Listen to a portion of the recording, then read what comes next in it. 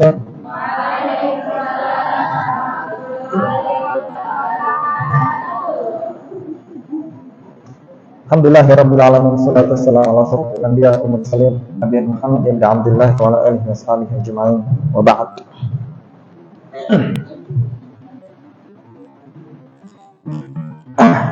Oke.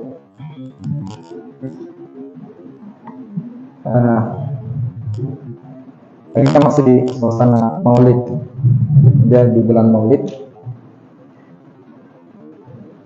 saya mau bahas jenis analogi dari perayaan Maulid itu sendiri, ya, sebagai tambahan wawasan saja. Kalian sudah hafal kesedaburkan sudah luar kepala, kan? Dipa dan lain sebagainya.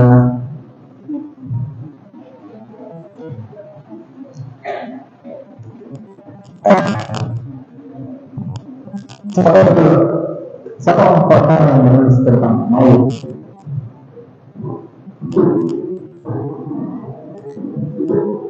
Siapa orang pertama yang menulis tentang Maulidnya Rasulullah SAW? Ada yang tahu?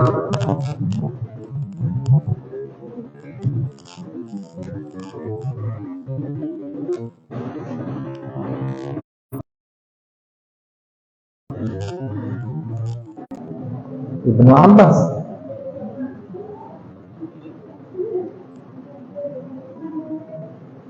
Hah?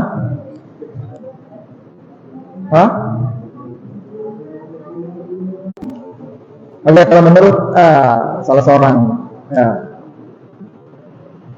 saya mengutip salah seorang korawan namanya Pak Himawan, nama beliau itu, beliau alumni di UIN Jakarta itu. Beliau pernah menulis tentang ini. Kalau kita perhatikan, orang yang pertama menulis tentang Maulid itu Abul Hasan Al-Bakri, itu di akhir abad ke-9 lewat apa ya? Nama kitab Al-Anwar itu ya. Nama kitab Al-Anwar. Itu pun beliau menulis itu secara khusus tentang Maulid Nabi sallallahu alaihi wasallam. Beliau itu beraliran Sunni, yang madhabnya Sunni. Kita tidak tahu apakah Sunninya beliau madhabnya apa ya. Beliau itu Sunni ya. Sahabat sebelumnya, kurang lebih sahabat sebelumnya, justru orang yang pertama menyebutkan tentang Maulid itu namanya Wahab bin Wahab, gitu ya. Yang unik bahwa Wahab ini beliau sebenarnya tidak menulis tentang secara khusus Maulidnya Rasulullah Sallallahu Alaihi Wasallam. Yang beliau tulis itu nama kitabnya itu Maulidul Amirul Mukminin. Yang beliau tulis itu sejarah Maulidnya Ali bin Abi Thalib. Mungkin karena beliau mazhabnya alirannya Syiah, gitu ya. Yang menarik itu ini yang menarik ya, karena beliau itu beraliran Syiah, gitu kan. Ini yang selama ini kan kita mikir gitu, ini perayaan Maulid ini asalnya dari mana gitu. Agak aneh kalau kita memang, dan memang begitulah faktanya gitu kan. Memang berasal dari tradisi Syiah, gitu ya, yang kemudian baru kemudian belum dibatasi oleh aliran Sunni beberapa abad kemudian. Gitu ya. Nah, sekarang saya tanya, kenapa kitab-kitab tersebut itu dianggap sebagai kitab-kitab tentang sejarah Rasulullah Sallallahu Alaihi Wasallam secara ini ya populer? Kenapa?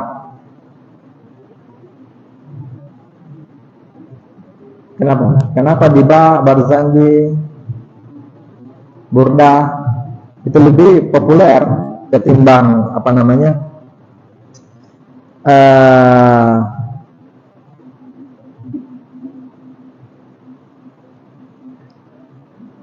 kitab-kitab sejarah yang lebih ini?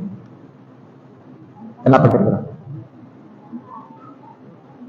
Dampak, nada, selawat.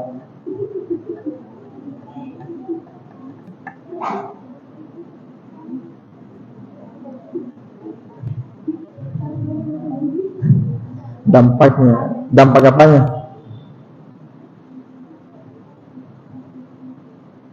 Hmm?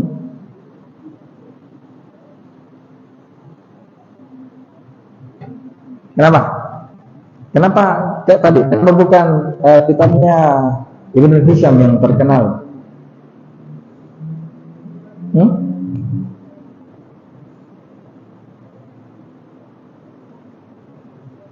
Kenapa?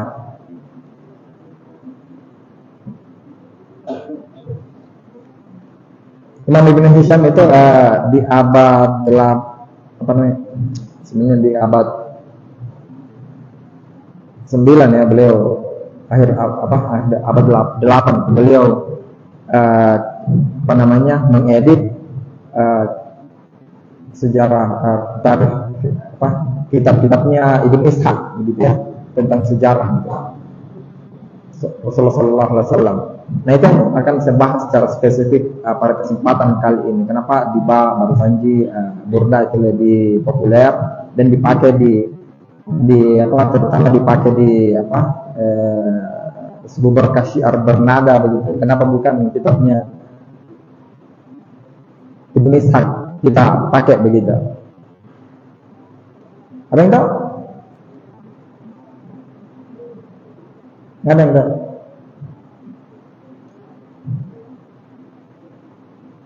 Ya alasannya karena literasi itu ya. Kenapa literasi? Begini, dalam agama itu semua umat agama yang ada di dunia bukan cuma Islam ya. Sampai Hindu pun demikian. Agama itu kan terbagi dua itu. Ada namanya agama ofisial, agama resmi ya.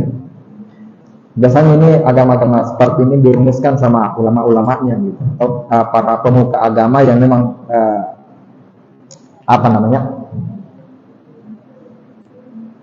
mengkaji literatur yang metodologis begitu ya dalam agama yang dia anut gitu. Itu yang pertama. Yang kedua itu memang ada namanya agamanya agama masyarakat awam begitu ya. Bedanya kalau agama ofisial itu dia sifatnya teologis, sedangkan agama-agama yang dianut sama masyarakat populer itu ya, sifatnya seremonial, ritual gitu ya. Kalian baca Diba, baca Burda juga kalian nggak paham artinya kan, cuma karena sesuai dengan nadanya masuk gitu kan. Bagaimana dramernya ini? Bagaimana drummer itu kan? Terus saya kalau nggak ada terjemahan, dan kalian juga nggak bakal tahu ini liriknya tentang apa gitu. Dan itu pun di PDF yang ada terjemahannya, saya ingin kalian tuh pernah baca terjemahannya itu kan.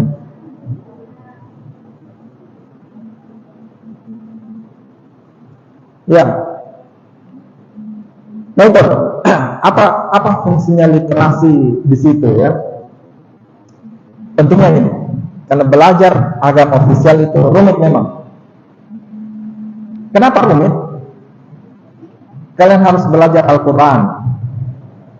Habis belajar Al-Quran, belajar tafsirnya, kan gitu.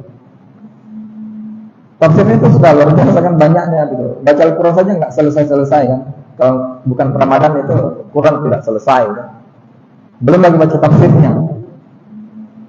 Ya mau paham Al-Quran harus belajar bahasa Arab dulu kan, ribet gitu kan.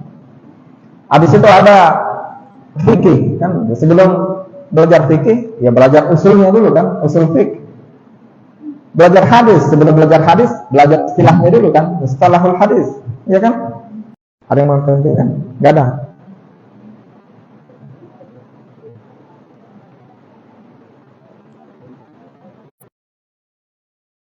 Kesarian.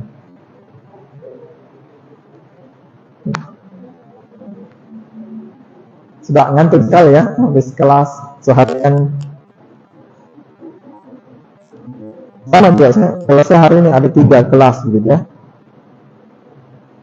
Berat ya, ngantuk begitu. Hah?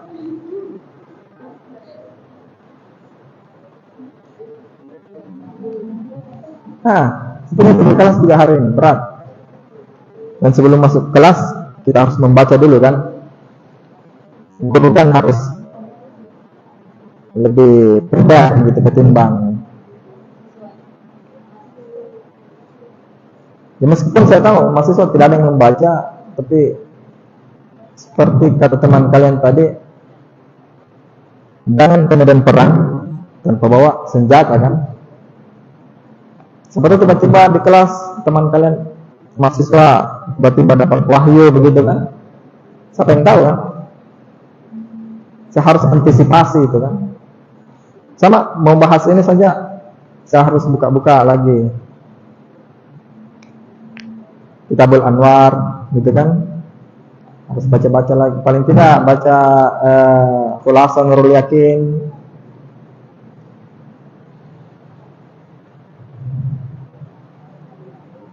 Supaya kalau ada yang tanya, saya bisa jawab begitu. Kitabnya Syekh Mubarak Furi.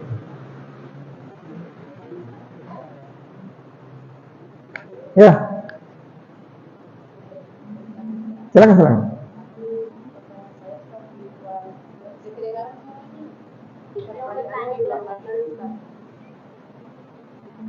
Ya, oke lah. Apa?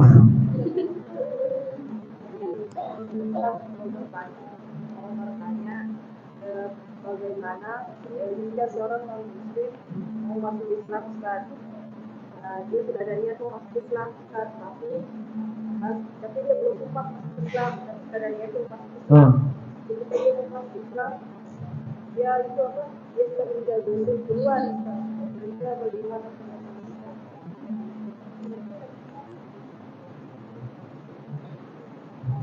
Dia sudah meninggal.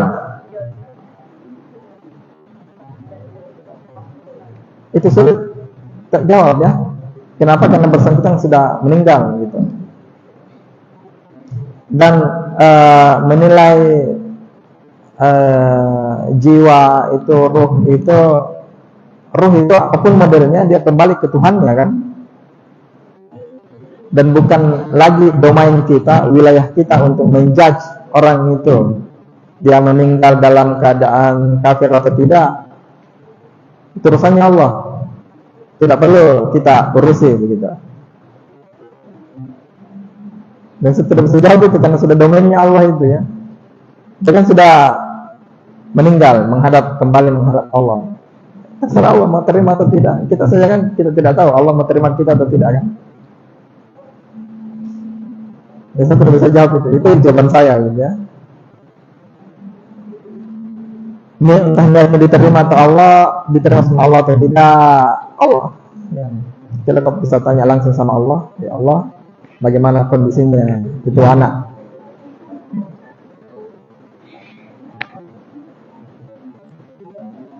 Ada pertanyaan lain? Coba bertanya dalam domain atau wilayah pengetahuan kita sebagai manusia, gitu ya. Itu jangan ambil alih domainnya Allah itu, ya. Sulit. Ya.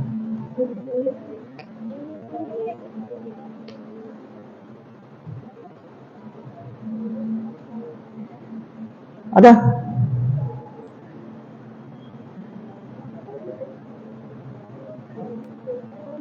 Ada pertanyaan?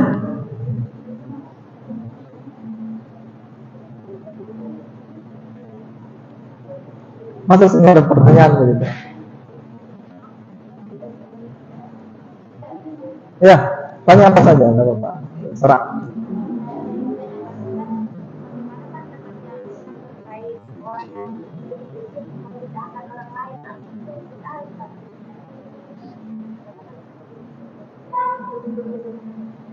Bid'ah. Dalam Al-Quran itu Nabi itu pernah bilang begini ya, wa ma kuntu bid'an minar rusul. Pakai kata bid'ah, bid'ah ya. Surah apa itu? Ayat keberapa? Wa ma kuntu bid'an minar rusul. Artinya bahwa Nabi pernah berkata, saya ini bukan yang pertama kali bid'ah. Saya bukan rasul yang memulai risalah begitu. Kemudian di ayat lain itu ditegaskan wa ma Muhammadun illa rasul, ya kan? Nabi Muhammad itu bukan siapa-siapa kecuali rasul. Qad khalat min qablihi rasul, sudah banyak rasul yang datang sebelumnya. Jadi tidak istimewa amat begitu. kata Al-Quran. Sudah banyak kok Rasul datang sebelum Nabi, gitu kan, Muhammad. Dan Nabi juga mengatakan, wa ma kuntu bid'an min ar-rusul, ada kata bid'ah, gitu ya. Jadi kita menganggap bid'ah adalah sesuatu yang baru, gitu ya. Termasuk di antara perayaan Maulid ini yang mengatakan kalau itu bid'ah, meskipun awalnya tradisi ini, kitab tadi yang saya sebut itu Maulid Amirul Mukminin ditulis oleh Wahab bin Wahab, itu memang beliau seorang Syiah, tapi tradisi berikutnya itu justru dikembangkan di wilayah-wilayahnya Sunni kan. Perayaan pertama kali itu kan secara terbuka itu kan di Irak ya, Erbil, di tahun 1850-an kayaknya, Irak, dinasti Al-Zafi gitu ya. Gubernurnya itu Abu Bakar Al-Zafi. Itu yang pertama kali perayaan Maulid yang gerakan bersama masyarakat umum begitu. Ada kerajaan begitu bagi-bagi makanan, manisan dan lain sebagainya. Kalau kita kan itu kan bagi-bagi pisang rebus begitu kan, ya, sama kacang. Ya pertama kali itu di kota Erbil itu, Irak. Sahabat sebelumnya dinasti Fatimiyah. Tapi terbatas di kalangan para pejabat saja, para pejabat istana. Dia itu diadopsi dari Maroko gitu ya, sahabat sebelumnya. Yang Muzaffaruddin itu Muzaffaruddin siapa nama beliau itu? Muzaffaruddin Gokberi kayaknya salah. Dia dari dinasti Ayyubiyah, gitu ya. Itu kan sesuatu yang baru berkembang yang kita sebut dengan bid'ah. Kalau dari saya tidak menjawab berdasarkan konteks syariat ya. Nanti kalian tanya itu sama yang lebih paham, Ustaz Daniel. Saya bahas dari konteks literasi, gitu. Kebahasaan bid'ah itu adalah sesuatu yang baru kita mulai. Kalau saya sendiri menganggap dari kajian linguistik, bid'ah itu sebenarnya bagus karena mengindikasikan bahwa kita beragam secara kreatif. Kita bisa bikin festival begitu, kita bawa itu rebana ke masjid-masjid, begitu kan, subuh-subuh kan. Bayangkan kalau ada orang yang begadang itu di samping kan, kita ganggu tidur. Ada kenikmatan tersendiri itu. Iya kan? Itu kan proses kreatif gitu. Pertanyaannya, apakah bid'ah, yang namanya bid'ah itu kan akan menyesuaikan dengan konteks masyarakatnya kan? Sebelum datangnya Pak Karo, kalian tidak kenal Lipidiba, Burda. Datang Pak Karo, beliau perkenalkan itu, jadi tradisi di Mahar kan? Pertanyaannya kemudian, kalau Pak Karo sudah meninggalkan Ian Kendari, apakah tradisi akan bertahan?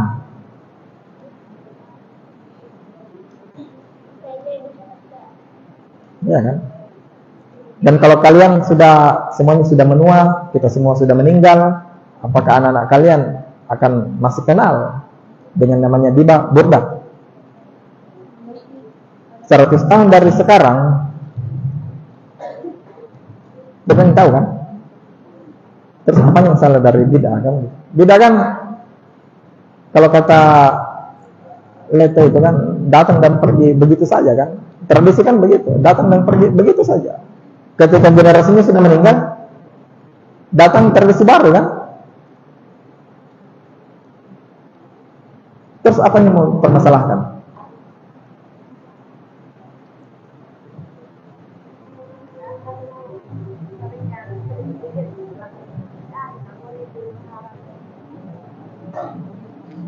Kenapa tidak boleh? Jelas saja, kenapa tidak boleh?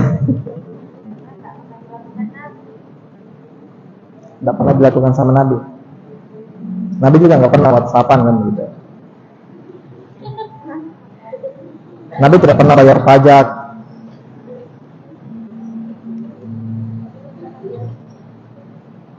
Saya malah ragu apakah Nabi dulu pernah makan pisang rebus.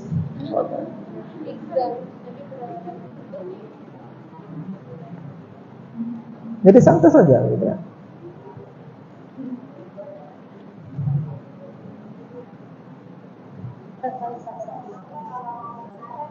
Angkat tangan.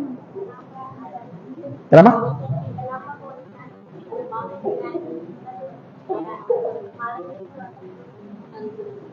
Ya kan tradisinya kita di sini begitu kan, pakai malen gitu. Kalau kalian tinggal di Jeneponto, di Jeneponto itu ada namanya Maulid Akbar gitu ya. Kita bawa itu hasil bumi keliling kampung selama satu pekan gitu. Di Jawa itu kan ada tradisi gerebekan gitu kan. Iya. Di Aceh lain lagi, di Gorontalo lain lagi, di Bali lain lagi, di NTB lain lagi. Kalau kita di sini malen gitu kan. Itu penangkaran yang minum kan gitu. Ada pernah hadir Maulid Akbarnya di Jeneponto itu luar biasa, 1 bulan itu ya kita berpesta ria itu. Sebulan. Ya. Namanya juga Maulid Lompoa gitu ya. Lompo betul gitu ya. Besar betul. Uang juga besar. Sampai orang minjem gitu kan. Ya kan seperti itu. Dan itu orang fine-fine saja kan, namanya tradisi. Sekarang sudah mulai redup kan, karena generasi yang mempelaporkan itu Maulid Lompoa sudah pada meninggal, diganti sama generasi yang lebih milih pasang slot gitu kan. Jadi uangnya dipasang slot gitu, ketimbang beli telur bikin male, mending pasang slot kan. Tradisi itu kan berganti. Jadi apa yang harus kita khawatirkan?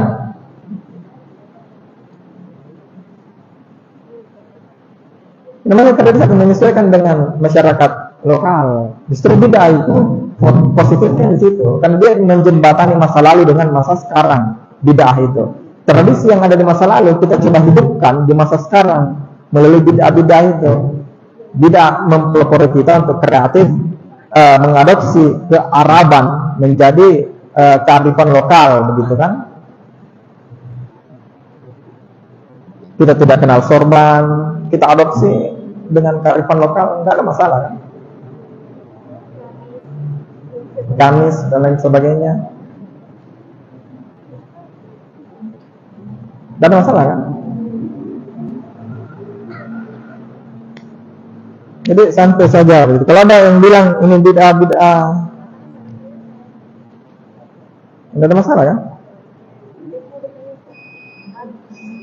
Ya. Masalah itu kalau kalian terjebak pinjol, itu masalah itu. Oke, karena waktu Isa sudah masuk, ya. Akhir dengan doa kafaratul majelis.